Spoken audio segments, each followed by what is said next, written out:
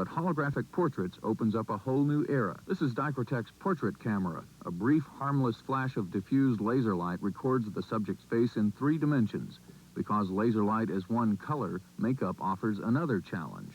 But we do have to make them up now, and sometimes it looks a little strange to the person who's being made up, because we put on things like a purple or black lipstick to get the shadowing. See, we work at a single wavelength, so we have to somehow make a person look lifelike to that light, not in natural light. It's a completely different game than preparing somebody for a video camera. Rallison expects holographic portraits to become a big part of his business.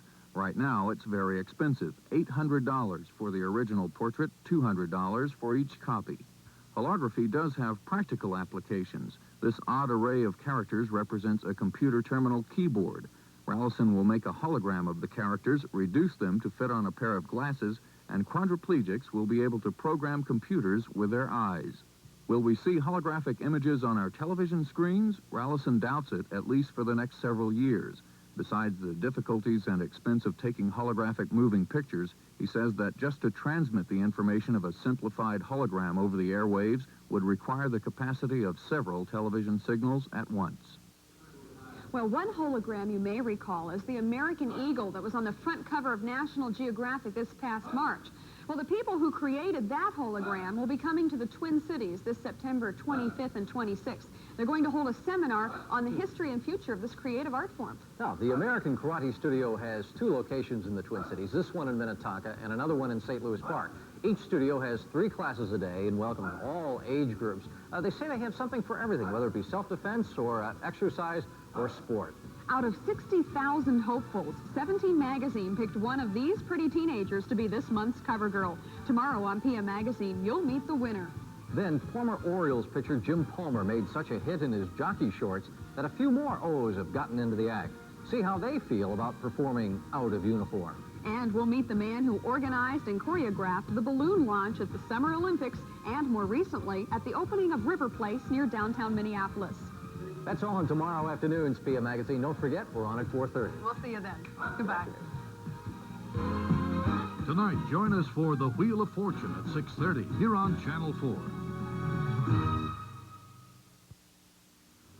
Goodyear is rolling out great deals on tires. A special shipment of Goodyear tires at low sale prices. A special shipment of the Goodyear tires you want most. Goodyear radials, all-season radials, high-performance radials. Goodyear special shipment savings are here, but come in now. The sale ends Saturday. Goodyear tires and all good service for more Goodyears in your car.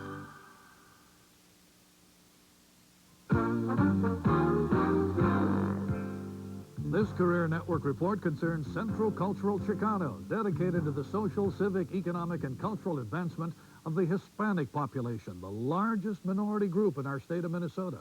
Central Cultural Chicano provides educational and cultural activities for the bilingual, bicultural, and also monolingual persons of Hispanic origin who otherwise would not use opportunities and services that are available to the community at large. This organization will continue to advance the cultural background and history of the Hispanic people. Its goal is to help Hispanics become strong and self-sufficient while achieving a better standard of living. This is done through their comprehensive educational programs, their chemical dependency program, and through individual and family counseling. Visit Central Cultural Chicano or call 374-2996. This is John Gallus inviting you to look for our next Career Network report on Channel 4. WCCO Television, Minneapolis, St. Paul.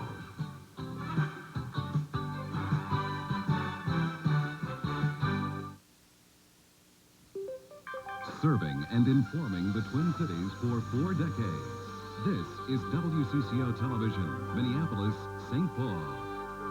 And now, Don Shelby, Pat Miles, Bud Kraling, and Ralph John Fritz bring you Channel 4's 5 p.m. report.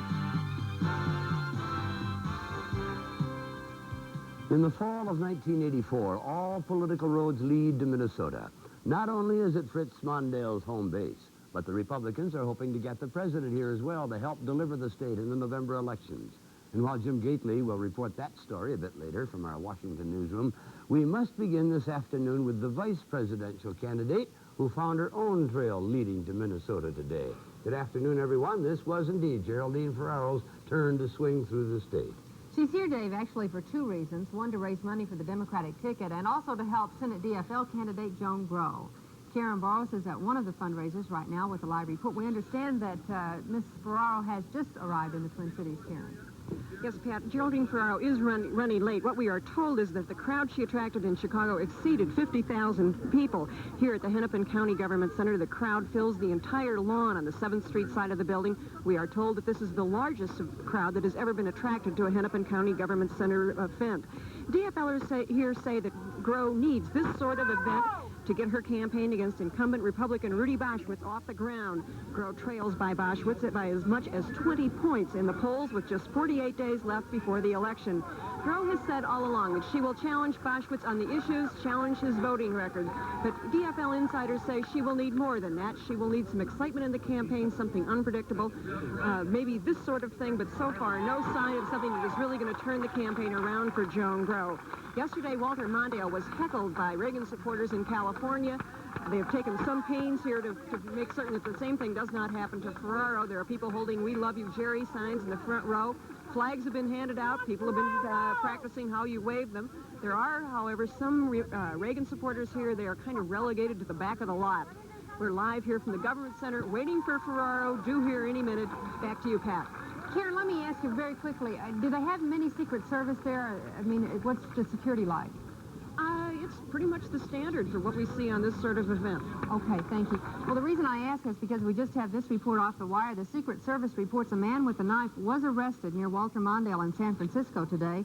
Authorities said he was just several feet away from Vice President Mondale. Secret Service agent in charge, Richard McGrew, say agents arrested the man when they spotted leather straps under his pants leg that they believed to be a gun holster. The man's name was not immediately disclosed. We will, of course, have more on the story a bit later. More General Motors workers are off the job this afternoon, armed with a strike fund of about $570 million. The United Auto Workers Union has approved strikes at 4 more plants in Detroit, Indianapolis, Lansing, and also Flint, Michigan. That idles 30,000 more workers for a total so far of more than 92,000 strikers at 17 plants nationwide. In the meantime, Dave, talks between the two sides are continuing. More indictments this afternoon against personnel at the Minneapolis Children's Theater, and the Hennepin County Attorney's Office says unless new evidence surfaces, these too will be the last issued in this case. They charge Board and Education Director Dr. Wayne Jennings with failure to report suspected child sexual abuse, and science instructor Scott Krieger faces the same charge. The charges are misdemeanors. In Chaska this afternoon, now day 3 of waiting for Bob and Lois Bentz, the couple accused of child sexual abuse. The jury still has produced no verdict. Going to go live to Andy Greenspan at the Carver County Courthouse. Andy? Dave, the jury's been out now for 20 hours over a 3-day period. It's been deliberating today since 9 this morning. They took an hour and a half off for lunch. They expect to go to dinner about another half hour. Lois Bentz's attorney said today he was not surprised things have taken this long. There are 24 counts in this case, and it's quite complex. Robert Bentz voiced concern today that the jury might compromise and end up convicting him on a couple of counts. Bentz also said he expects to spend $200,000 on attorney's fees by the time all of his legal proceedings are over. Now, the judge does have the option to call the jury together if it's deadlocked and ask why it may be deadlocked, but so far Judge Martin Mansour has not done that as far as we know, and so far he hasn't indicated that he will be doing that. So the wait goes on here. Defense attorneys tried to kill time today by playing Frisbee on the lawn. The two tensest people in the courthouse remain Robert and Lois Bentz, who under state sentencing guidelines could receive up to 40 years in prison. Dave? Andy, there's always room for conjecture, particularly when there is so much time that has elapsed and people playing the waiting game. What generally is the forecast among both media representatives and legal people out there? Could the time indicate that there is a possibility of a hung jury here? Dave, I think it's very tough to hear you. We're all the way down in Chaska, but if you're asking about a hung jury, there is certainly speculation about that. Sometimes a sign, if a jury's any nearer to things, is that they'll order lunch or dinner in. They haven't apparently done that for dinner. They're going to be going out to one of the local eateries for dinner, so they don't appear to be any closer. But the judge has indicated supposedly a willingness to let them go on. This is a very important case. It's a complex case. And I think the judge feels it's important to be somewhat flexible with the jury rather than calling them in right away and say, hey, what gives, what's the problem? So it appears that there's going to be some more flexibility here, at least for a while. Fine, thank you. And take it easy out there, Andy. Don't work too hard, all right? Not bad duties while they're waiting, is it? Earl Carr is no longer a suspect in the 1982 Tylenol cyanide killings. Illinois officials say they now believe that Carr was in Houston, Texas at the time that the 7 Chicago deaths took place. Carr is a man accused of planting pipe bombs in several Midwestern states. It was following an interview on WCCO television in recent weeks in which he mentioned using cyanide in other crimes. Illinois authorities became suspicious at that time. Housing starts fell last month while pocketbooks got fatter. We'll have those stories. And we'll also read the obituary of the Dome Stadium liquor tax that was repealed today. Stay with us.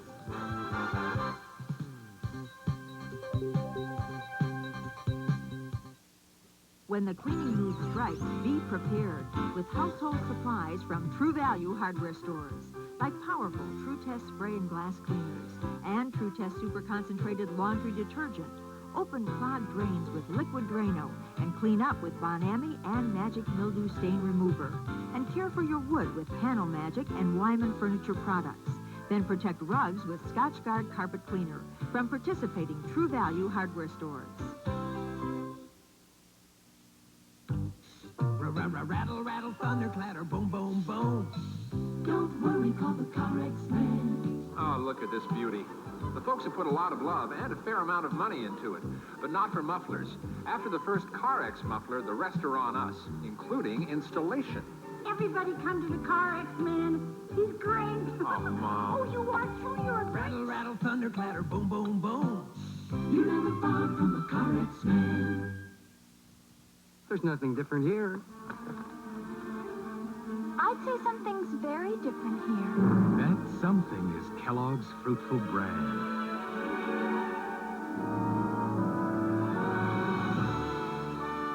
Fruitful Bran is a feast of raisins, dates, and apples, all from Sun-Maid.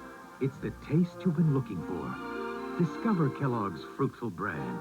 Discover just how good a fiber cereal can taste. For the first time since 1979, Minneapolis hotel and bar patrons won't be subsidizing Metrodome bonds.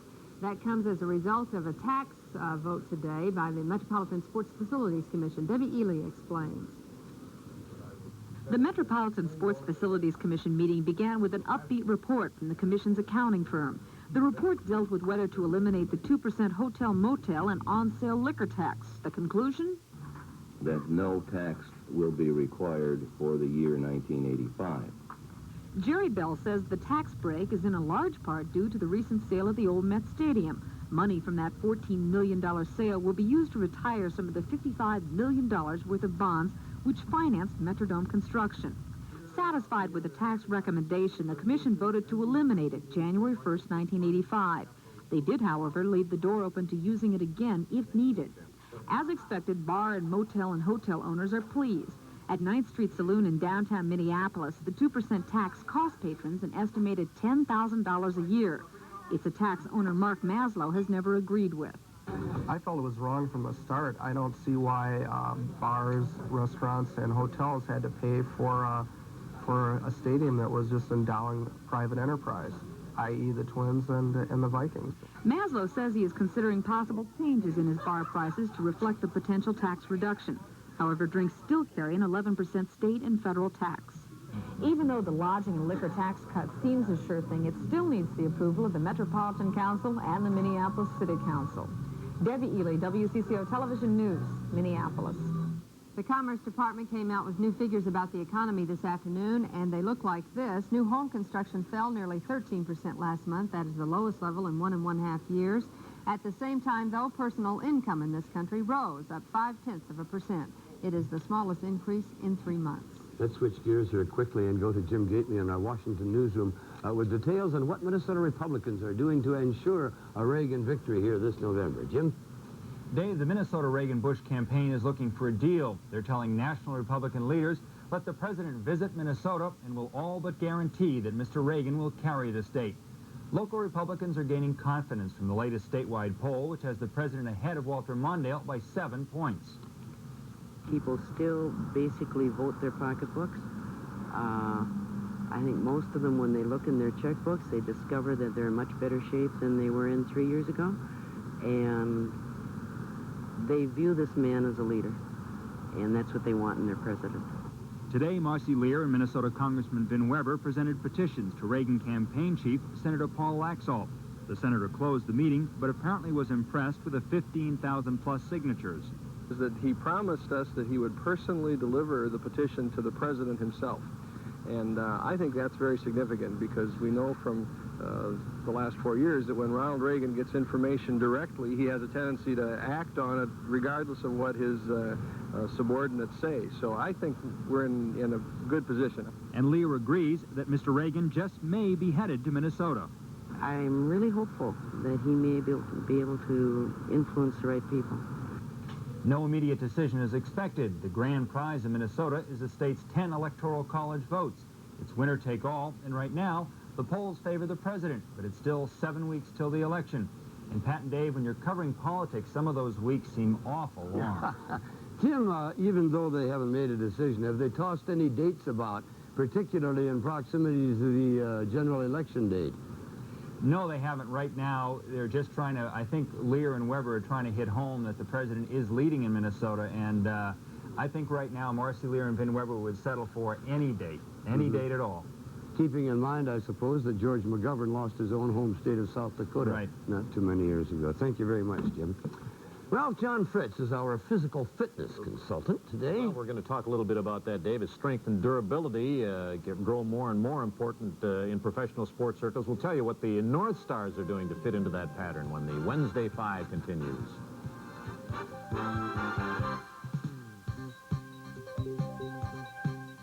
You know, it isn't easy to get a job on TV. However, they hired me because I was obviously just the right person to tell you about these cookies, Salerno Royal Stripes. They're tender, old-fashioned shortbread, covered with a rich, chocolatey coating on the bottom, striped with it on the top. That's why they call them stripes. Why do they call them royal? Simply because they're fit for a king. Salerno Royal Stripes and Salerno Royal Grahams. Fit for a king. Pressure is a natural part of everyone's life. But sometimes the pressure can be too much, and you suffer. Depression, anxiety, confusion, or a feeling of being completely helpless. It can be an overwhelming experience. That's when you need help. Professional medical help. But first, you have to ask for it. Call the Adult Mental Health Program at Golden Valley Health Center.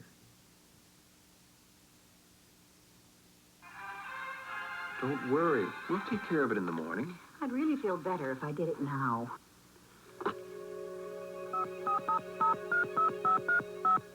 Now, the most progressive banking organization in the world brings you the most intelligent banking system. Citibank financial account, may I help you? Yeah, I need to write a check tomorrow morning for $4,600, and I know I don't have enough in checking right now. Let's see what we can do. From basic banking to complex money management, the Citibank financial account gives you the most service. $12.75 in checking. The most convenience. Move $2,500 from savings. The most direct access to your money 24 hours a day, every day. $8.25 from your money market? And I think that should do it. Thanks. That's going to make my husband feel a lot better. All these people, all this technology waiting to go to work for you. The financial account from Citibank. The most bank for your money. I remember a couple of years ago when Roy Smalley was still a member of the Minnesota Twins, he took to weightlifting, and he said something to the effect that it revolutionized not only his body, his whole outlook on life. It had something to do with his mental well-being. Now Les Steckel comes along, pushing the physical durability of the players. He has Bud Bjorner, who is into weightlifting a lot, and they're really revolutionizing it. It used to be that you had lifted weights just to get strong and so on. They're saying that your linemen should have better upper body strength and so on. And not only that, but they're trying to prevent injuries by doing this too. So it's really interesting. And Dave, athletic teams from high school on up to the professional ranks are doing more and more to get their players into the best physical shape possible. The Minnesota North Stars hockey team has employed the Copeland Physical Therapy Associates of the Twin Cities to test their players, and according to physical therapist Tom Copeland, it's not just an attempt to increase muscle efficiency, but to reduce the number of injuries through healthier players.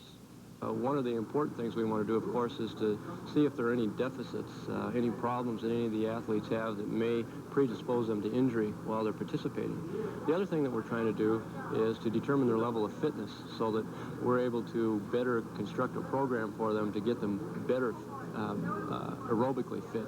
In this respect, what will happen is as they get more aerobically fit through the season, their performance later on in the game will improve. Their endurance levels will be better and they will have less fatigue effect. What we're trying to do with the aerobic stress testing is determine their maximum heart rate, which will give us the opportunity to determine what a good aerobic fitness program should be for them. Dan Mandich is going wild over here in the arm machine. What's that all about? Well, what we're trying to do with the arm machine is to test out a certain component of shoulder function that has been pretty popular in the news lately. The last couple of years, you've heard a lot of information about rotator cuff injuries in baseball pitchers, in hockey players that use their sticks, in basketball players, etc. And what we're trying to do is to see if anybody has any potential problems with their rotator cuff, or if they do have a problem with it, find that out now and put them on programs that will keep them from causing some kind of aggravation or acute problem that will keep them out during the season. Dave, these teams realize that injured players do them no good, and that the money spent on therapeutic equipment is well worth the investment. They have literally thousands and thousands of dollars in equipment, weightlifting and bikes, mechanisms of that nature. I imagine the statistical studies have been completed now on the relationship between physical durability and conditioning and winning. I wonder if there is a proper ratio there that people have. I think there is a correlation, no doubt. Of course, the Twins are at the Dome tonight against Chicago, and I don't want to have to go through what we went through last night. That was as quiet a Twins locker room as I have ever seen. They realize now where they are. They're in a position where they just, every game is a must game. If they fall to Chicago and then have to face Seaver on Thursday afternoon, it could be complete disaster. Why would they be particularly more morose yesterday than, say, a couple of losses way back, except for one inning they played particularly well? Well, because I think they did play well, except at the plate. They're simply not hitting the ball, and Kent Herbeck struck out 3 times, very unusual. They're starting to beef about a few calls now. I don't think it's the concentration necessarily is there, but they're right now they're grasping for straws. Did you feel that they were a little testy, a little edgy with you last night? Not you, but you as other members of the media? No, not necessarily. They're edgy with themselves. They're disgusted. They know they can play better, and there's no better time than tonight, believe me, to break out of it. We have Smithson going against Bannister. Well, maybe Rod Carew's advice: don't grip the bat quite so tight. Loosen up on the bat. Loosen up. Dick Siebert used to say that too. Right. Thanks, Ralph. Governor Perpich wants a teacher from Minnesota to be one of the first civilians in space. And to that point, he has sent a letter to President Reagan recommending one teacher, Rick Haley of Delano. Mr. Haley is 29 years old. He has made NASA space programs a primary part of his 6th grade curriculum. His students have also sent a similar letter to Mr. Reagan. Could you go for another day of sunshine? Well, it will be cooler, but still mild and beautiful. I'm Bud Curling. I have the complete weather picture next. All right, thank you, Bud. We'll also tell you what Twin Cityans think about health benefits and costs when the Wednesday 5 continues. Stay with us.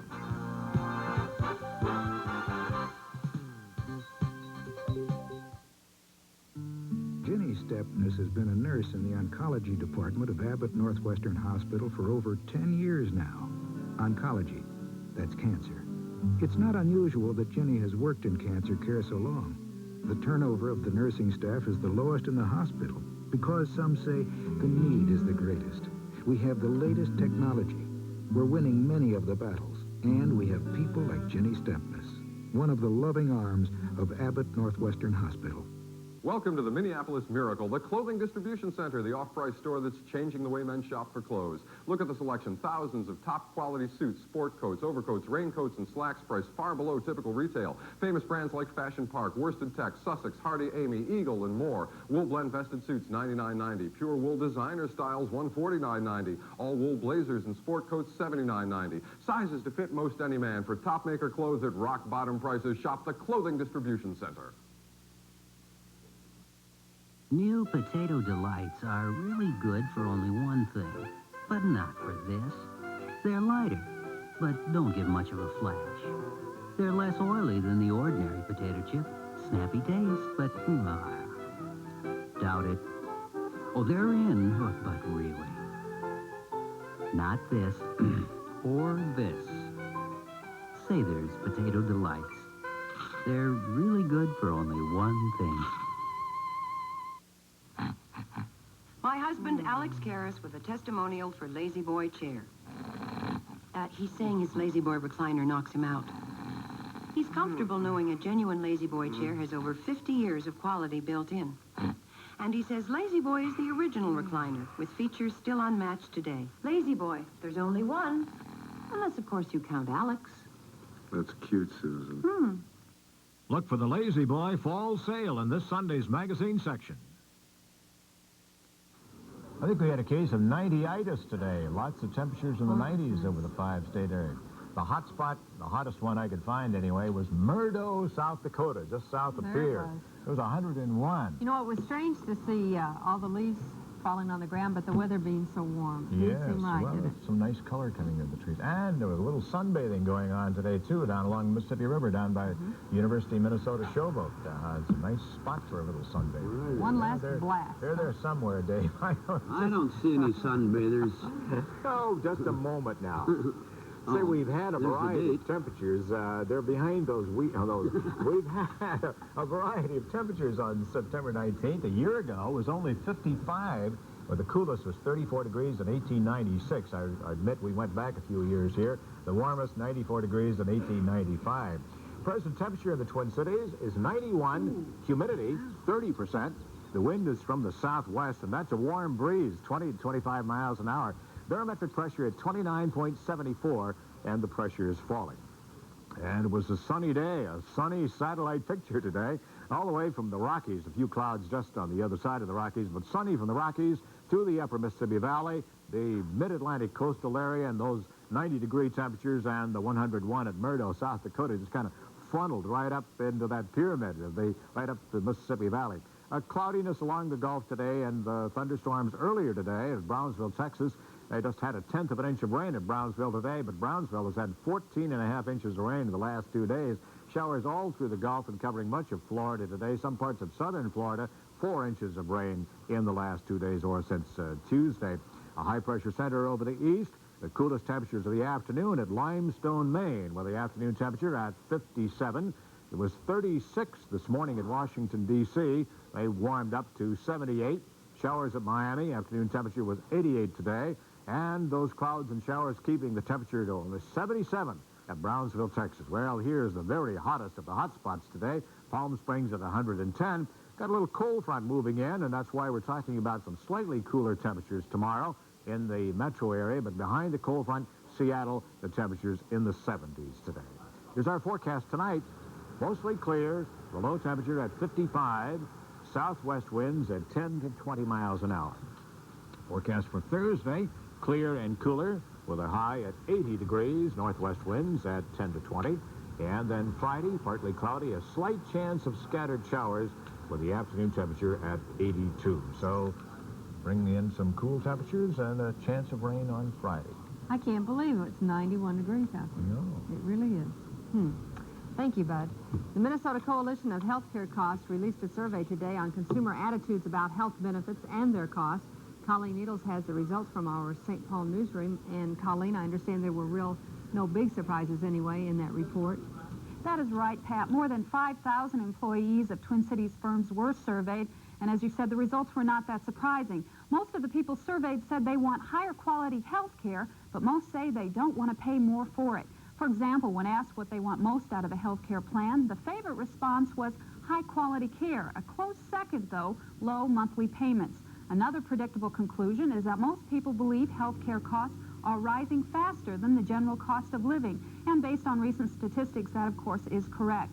It is interesting to note, though, that nearly half of all respondents blame the hospitals for the rising cost of health care. 1/4 blame doctors. Along those same lines, more than half think hospitals push extra services in order to make more money. Only 1/3 think doctors do that.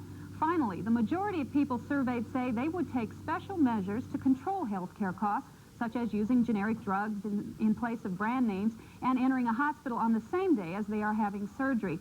And Pat, that is of special interest to the group that conducted this survey. The Minnesota Coalition on Health Care Costs, made up of representatives from hospitals, labor, business, insurance companies, and the medical community, hopes to use the results from this survey in suggesting changes in the health care system. I see. Well, do they feel it will have a big impact on changes, Colleen? I mean, are they looking at that down the road as a result of this survey? Of course, they're always interested in to see how people who are using the healthcare system view it. These, of course, were a group of about 5,000 employees. This survey was funded by a group of employers, so the employers who put together healthcare packages and decide what they're going to offer to their employees, they could definitely use this information in providing services to them. So I think this could be used by a variety of groups when they go to make some changes that will be necessary in the future. All right. Thank you very much, Colleen. John DeLorean's drug trial is apparently taking its toll on his marriage. That's the story we'll report in just a moment when the Wednesday 5 resumes. Don't wait to insulate. Do it now and save big money at Menards. Whatever kind of insulation you need, it's on sale now at Menards. Save on moisture-resistant polystyrene, ideal for basements. Save on face fiberglass for walls and floors. Save on non-irritating cellulose insulation. This big 24-pound bag covers over 41 square feet, and it's on sale now for just $2.88. That's about 7 cents a square foot. That's foam, blown, and rolled insulation on sale now at Menards. I'll have that decaffeinated coffee that tastes as good as regular coffee. This guy wants decaffeinated that tastes as good as regular. You know what I mean, don't you? Sure I do. Don't you? Round decaffeinated Hills Brothers. It tastes as good as Maxwell House regular coffee. And we couldn't say that if it weren't true. Do you think he knows something we don't know? Decaffeinated Hills Brothers. It's going to be your regular coffee. If you think all group dental plans pay for dental problems you had before joining the plan, think again. The only dental plan that was designed to cover pre-existing conditions is Delta Dental. Delta's goal? Long-term dental health for more Minnesota people, starting day one. It pays to keep your teeth in good biting condition. You and Channel 4, we've got the touch. Welcome to our world. Come on through.